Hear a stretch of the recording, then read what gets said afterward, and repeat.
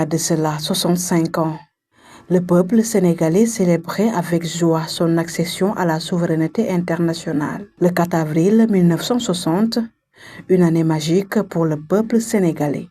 À l'occasion de cette fête solennelle, civils, militaires et associations socio-culturelles et sportives de Nampor et de Niassia ont défilé au rythme des tambours sous le regard du sous-préfet de l'arrondissement de Niassia. Je suis heureux de vous adresser à toutes et à tous mes chaleureuses félicitations.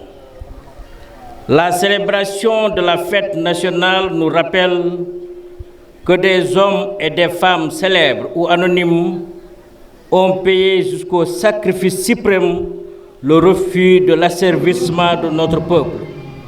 En votre nom et au mien propre, je rends hommage à nos résistants.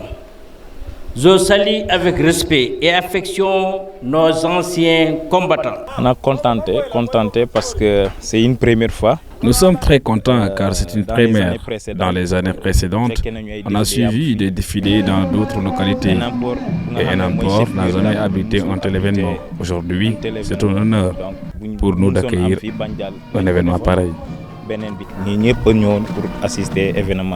Faire face aux multiples impacts négatifs de la technologie, le chef suprême des armées a choisi de mettre lors de ce grand rendez-vous l'accent sur la souveraineté technologique et industrielle des forces armées sénégalaises. Nous vivons en effet une situation inédite qui appelle chacun de nous à un comportement citoyen et une vigilance plus accrue. Ces défis engagent bien sûr l'État dont l'obligation première est d'assurer notre sécurité.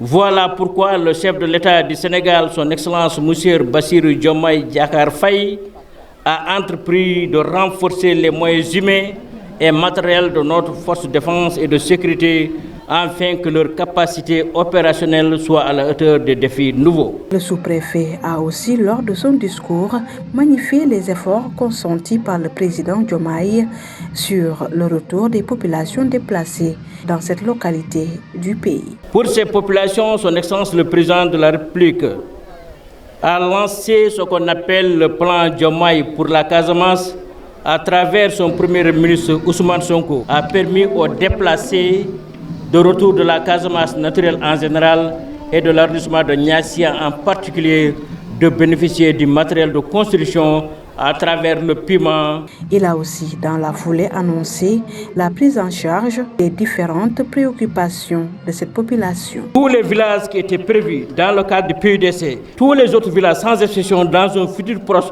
vous allez être électrifiés et les populations vont vraiment retrouver leur vie qu'ils attendaient depuis très longtemps.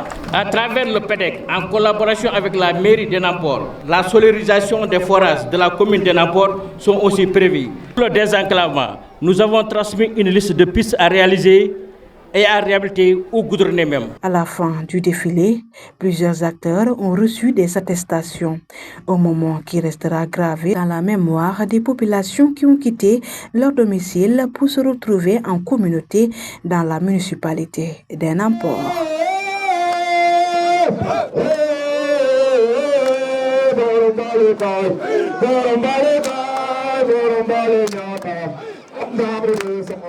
I'm not a brother,